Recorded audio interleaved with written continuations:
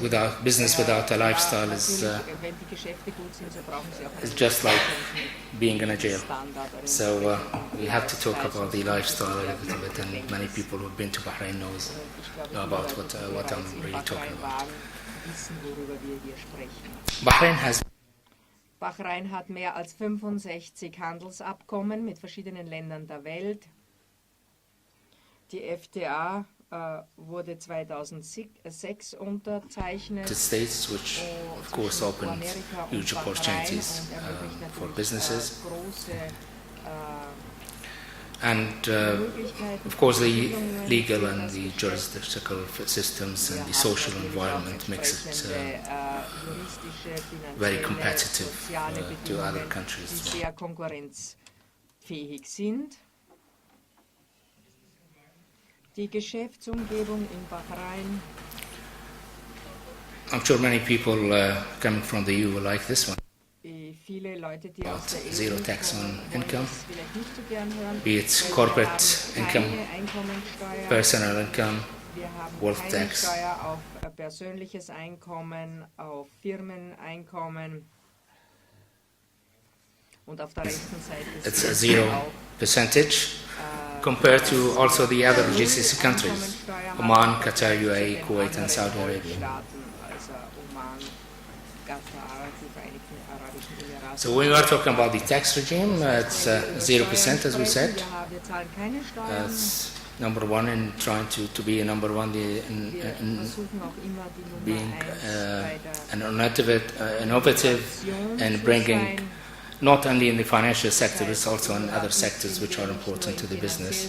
Sondern auch in anderen wichtigen Geschäftssektoren. Was unsere Regeln betrifft, so möchte ich noch During sagen, the economic crisis, Bahrain was one of the very few countries in the world who suffered from this one. We had really hardly any impact from the crisis which happened, and that goes back to the good regulation and the regulatory systems in Bahrain imposed by the government. It's still liberal, it's still free, but when you have a good system in place, of course you can rest assured, especially for the business people, that their businesses will be in safe hands. And of course the transparency is a must in these cases. The opportunities when it comes to business, we are talking about so many different fields and sectors. Wir haben sehr viele verschiedene Sektoren. Das ist einmal der Finanzsektor, Produktion, Information und Kommunikationstechnologie, Gesundheitswesen, Dienstleistungssektor und Ausbildung. Und das ist schon seit sehr langer Zeit entwickelt. Das heißt, Firmen haben immer wieder versucht, bei uns zu investieren. Und wir nehmen vor allem die Ausbildung und auch das Gesundheitswesen sehr ernst. Vielleicht noch ein paar sort of comparison when it comes, and this, of course, we're talking about the cost of living, and the cost of living is important for anyone who's living in any country. And as you can see, Bahrain, when it comes to the utilities, it's the most competitive one compared to these are the capitals of the GCC countries. Abu Dhabi, the capital of UAE, Doha, the capital of Qatar, Dubai, Kuwait, Muscat and Riyadh. The same thing with food, the same thing with the recreation, household supplies and transport.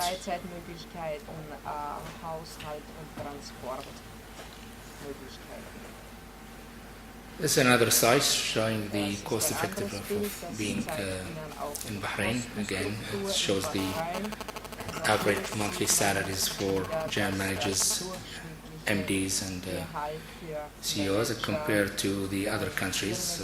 And this is of course good for companies to know about.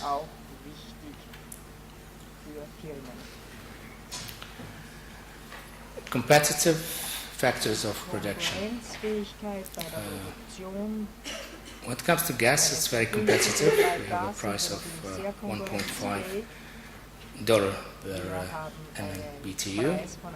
Industrial lands, again, you get it very cheap, and this is again an idea of the government to really encourage investment and foreign investment. Electricity, again, is very, very cheap. I was just looking yesterday about turning on the heaters here. We normally turn on the air conditions in Bahrain in summer, of course, but not in winter. And somebody was asking me, so how do you pay the electricity bill when you turn on the air conditioning the whole day during the summer especially? And because of it's relatively cheap, we be it a heater or an air conditioner, it doesn't really matter. It doesn't mean that people like to waste energy, but it's relatively cheap compared to any other country in the world. And the same thing goes for the water.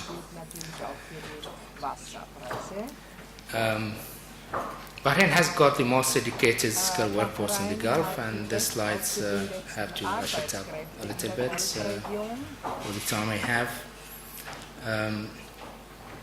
The government, as I said, like to invest in education and invest in people, and we think that investing in people is always good for business. Ausbildung, denn wir wissen, gut ausgebildete Fachleute sind immer sehr gut fürs Geschäft. Living in Bahrain, again, I'll go very quickly about. Ich möchte das auch ganz kurz erwähnen, wenn es jetzt um Lebensstandard und Lebensbedingungen in Bahrain geht. So ist das auf der einen Seite das Geschäft, aber die Menschen wollen auch das Leben genießen und trotz. And Bahrain has got a very long and rich authentic culture and history. It goes back to more than 5,000 years ago. Kultur, die 5000 Jahre zurückreicht. Wir haben eine sehr gute integrierte Gesellschaft zwischen den Einheimischen und den Experten. Es gibt sehr gute Kontakte zu den Einheimischen. Das betrifft natürlich auch die Familien. Familienleben ist sehr wichtig und sehr entspannt in Bahrain. Hier sehen Sie wieder das Ranking und Bahrain gilt als 5. bester Platz zum Leben in der ganzen Welt. Und hier sehen Sie, Bahrain ist an 5. Stelle im Vergleich zu Saudi-Arabien, den Vereinigten Emiraten, Katar, Amerika und so weiter. Hier sehen Sie die letzten Entwicklungen in Bahrain. Hier haben Sie einen Finanzhafen, dann haben Sie die Bay, dann das World Trade Center, dann Manama City, also einige neue Projekte, die wir haben. Und seit mehr als 30 Jahren war Bahrain immer die erste Wahl für ausländische Firmen. Und hier, darum sind all diese Firmen in Bahrain vertreten. Und Bahrain ist auch das Sitz für sehr viele Firmen, von dem aus sie in den Nahen Osten gehen. Weitere Firmen, die bei uns situiert sind, zum Beispiel Siemens, DHL. Und DHL operiert von Bahrain aus auch in allen Golfstaaten. Ich möchte jetzt meinen Vortrag beenden und es freut mich sehr, Ihnen mitzuteilen, dass ICON sich natürlich sehr freuen würde, Ihnen die Organisation des Bahrain-Forums, des Columbus-Symposiums nächstes Jahr in Salzburg leiten wird. Danke, Herr Shahin, danke vielmals für diese sehr interessanten Ausführungen. Wenn es schnelle Fragen gibt, können wir sie jetzt gleich beantworten. Gibt es eine spezifische Frage zu Bahrain? Momentan nicht. Gut. Dann gehen wir jetzt weiter mit Afrika und dann mit Asien.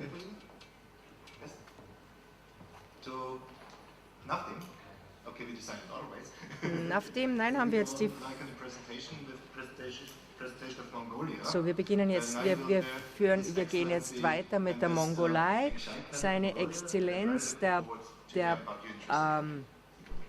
Botschafter von der Mongolei, Herr Enksai Khan, spricht jetzt zu uns.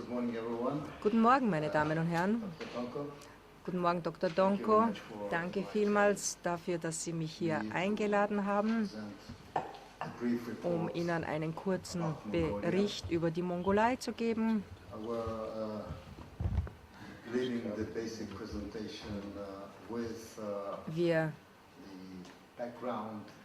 Ich möchte Ihnen auch kurz Hintergrundinformationen geben, denn die Mongolei ist eines der Länder, die Ihnen eine kurze Vorstellung auch nächstes Jahr geben wird. Und ich möchte diese Möglichkeit ergreifen, um dem Herrn Erhard Busek, der unter dem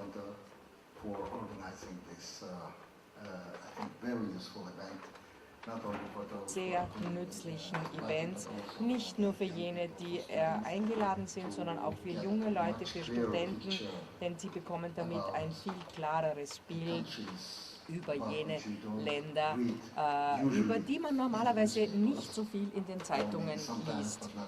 Vielleicht manchmal, aber nicht immer. Und ich glaube, das ist eine sehr gute Möglichkeit für junge Leute, ihren Horizont zu erweitern, ihr Verständnis für unterschiedliche Länder zu erweitern. Ich werde circa 15 Minuten über die Mongolei sprechen, über die wirtschaftliche Situation, über die Geschäftsorganisation. Und ich möchte sagen, die Hauptinformation können Sie auch auf unserer Website finden.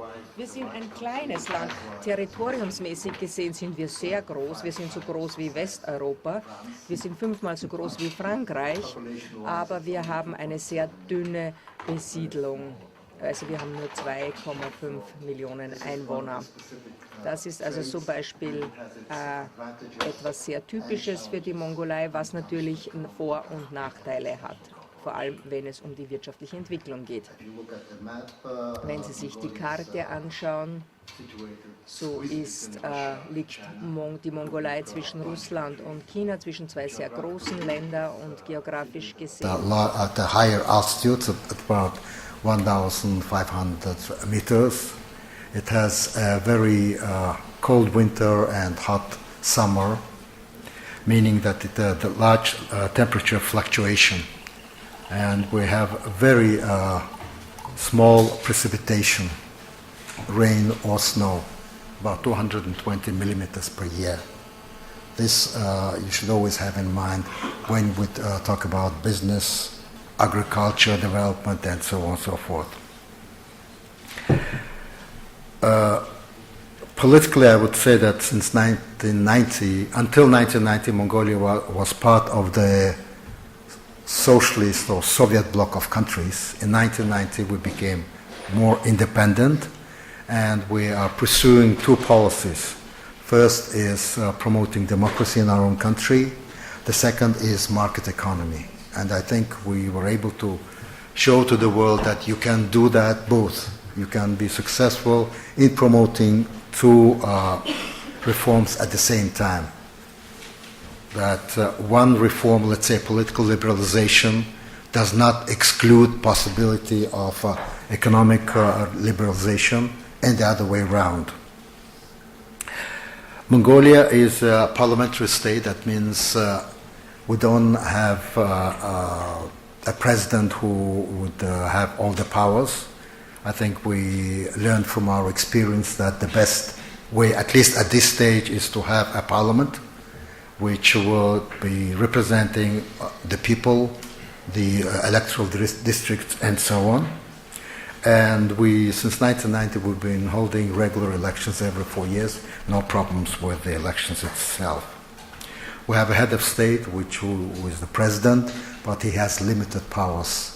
His main power is to appoint the judiciary first, and the second is to veto any legislation which he believes might not might affect the national interest of the country.